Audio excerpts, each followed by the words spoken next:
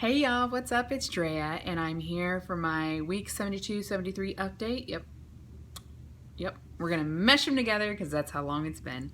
I am in maintenance since having vertical sleeve gastrectomy surgery. I weighed in at 326 pounds 2 weeks prior to my surgery.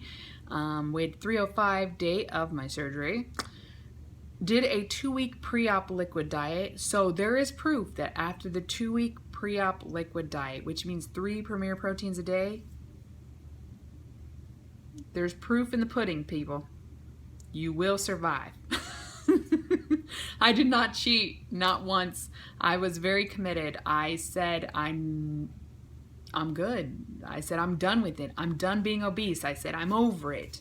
I want to live a new life. I want this. And so from there, it was all uphill. Yeah, uphill. We went uphill, and I reached my head goal of 175 at 44 or 45 weeks out. I reached my ultimate goal of 163 at just 1 week shy of my 1-year surgery or anniversary of my surgery. So surgery, they put them together. Hit an all-time low of 158, and like I said, I'm now teetering between 160 165. So I'm 163.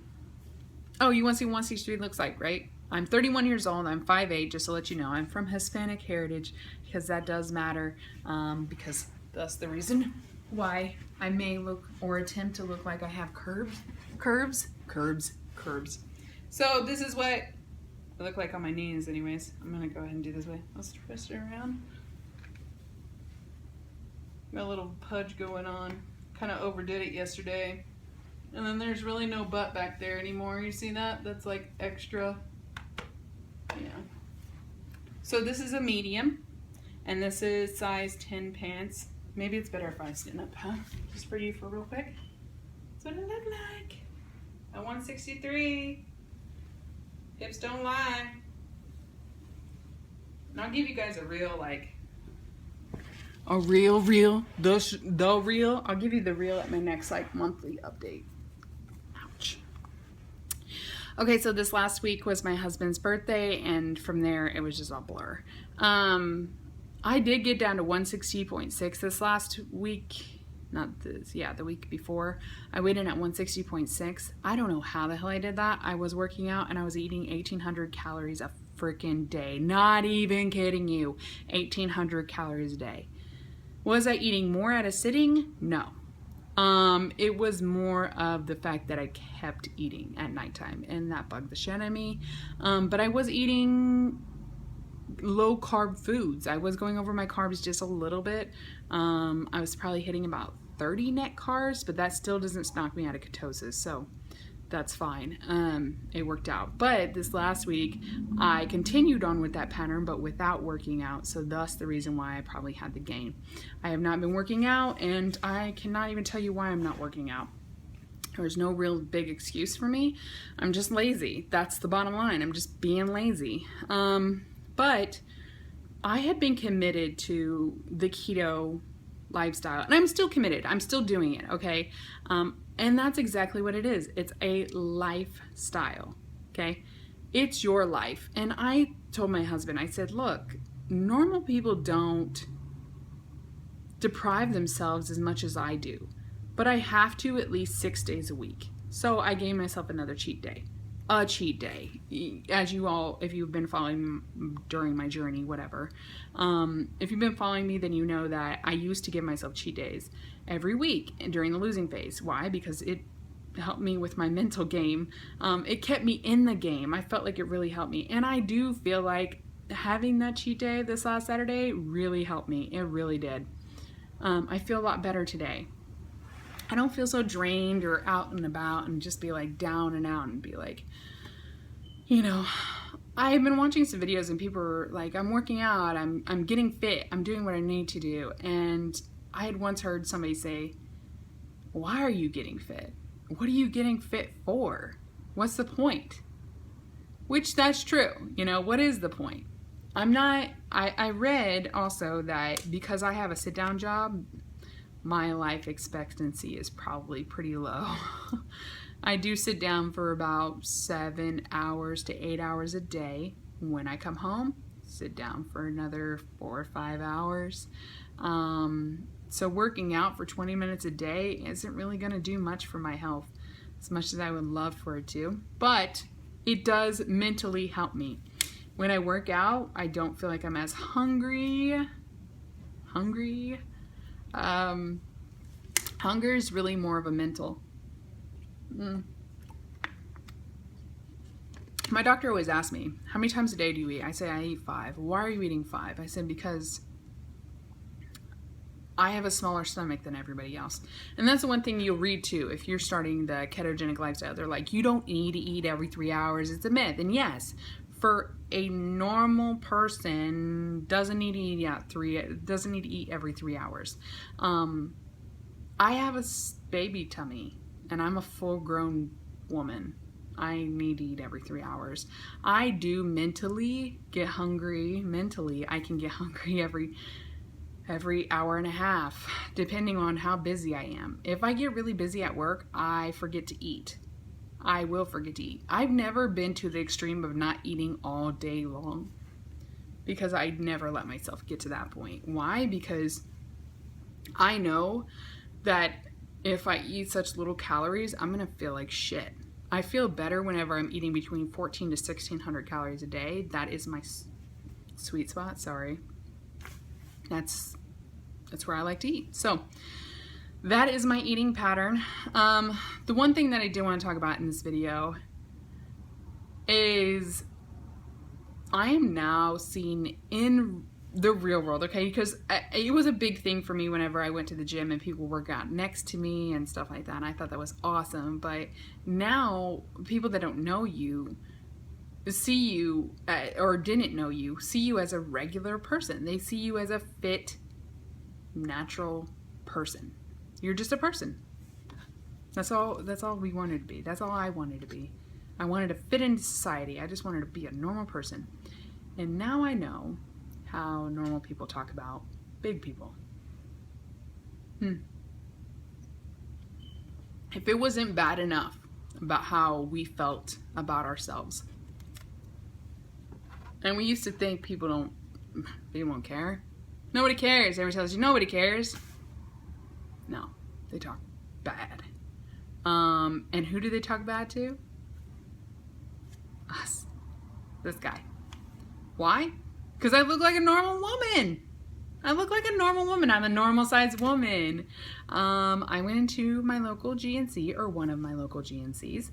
I really love GNC. Why? Because they always have like a 3-for-1, buy 3 bars, get 1 free over by me for the Quest bars. And I love my Quest bars. So I went into my local GNC. And of course there's, you get 2 types of different kind of GNC people. You got the normal guys that look like they just work out every now and then and miss leg day. And then you've got the big buff dudes, the ones that are just like, oh my gosh, like, don't eat me. Like those that got, you get those kind of people too. So, unfortunately, I got the big buff guy this one last time I went into there. And I only say unfortunately because I do feel like sometimes they just say the wrong things. And this guy did. So I said, why are your Quest bars, so cheap? He's like, oh, they're about to expire. They got a couple more months. I said, hell, I eat them so fast they won't even last that long. Swooped them up. He says, if you keep, if you buy some more, I'll give you all of them for $1 each. If you're an avid Quest bar lover, $1 for a Quest bar? Hell, shit. So I grabbed like 2 boxes, right? I swipe my card. The deal is done. Our conversation's over. Not yet. So he goes, where do you work out at? I said, I work at the community center. And well, why don't you work out at Gold's Gym? The reason why I don't work at the Gold's Gym over here near me is because, no offense, some people are gonna go, I just see the atmosphere is very meaty over here. Very meaty, like meathead meaty. The girls in there are like half naked. I don't know why. you know, we're in the Midwest. Shit, by the time you leave here, it's going to be like 10 degrees outside. Like, seriously, you might walk in there, be 80, and then it'll be 10 by the time you leave. Like, seriously, why? We don't need that. I don't need that. I don't need that. I don't need that. I want just a place where I feel non-judged. I want a place where I feel comfortable. I want a place where I feel like I'm the shit. That's where I feel like I want to be, and that's a community center. So I said, no. I didn't want to offend him. I said, no, I just, you know, it's just not that. It's just not for me. He says, okay. He goes, oh my gosh, have you seen this video of this one guy? And he just blurts out at him. I said, no, I've never heard of him.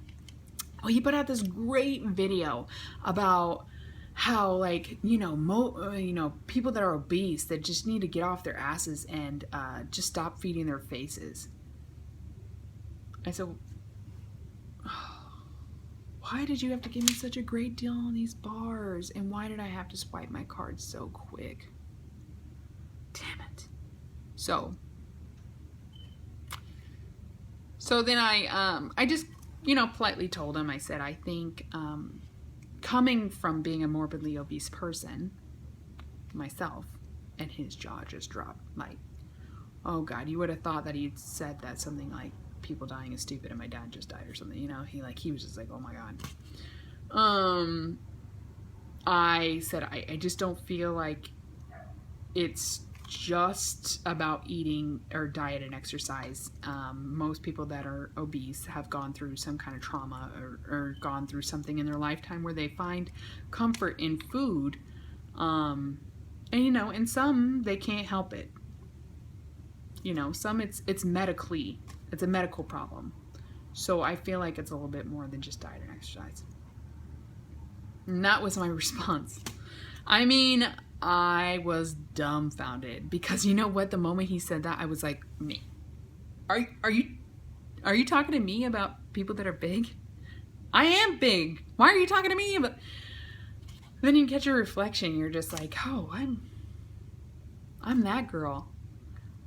I'm the woman that I used to see at a local grocery store and be like, God, I wish I looked like her. I am her now. And it sucks in a way because people don't realize that you used to be that morbidly obese person that they find disgusting. That now, you know what I feel like? I feel like because you were morbidly obese in the past, I feel like you are like heaven sent. As in, you now have that perspective that nobody that's never been there has, you know? Like, now that you've had weight loss surgery or you've lost all this weight just naturally, let's just say you lost all the weight, you've been there, you've had that struggle. And that one person that has to say that all they need to do is diet and exercise has never been there. They don't know my struggle. They don't know your struggle. But I do. I know it. And you know it. And that's what makes us such heaven sent, you know? Makes us special. That's why I feel like it's so important for us to go out and other people that say that, we don't have to down them and we don't have to be like, belittle them, be like, you're freaking stupid, you don't know shit. You don't have to do that. You just have to say to them, like, it's more than just diet and exercise.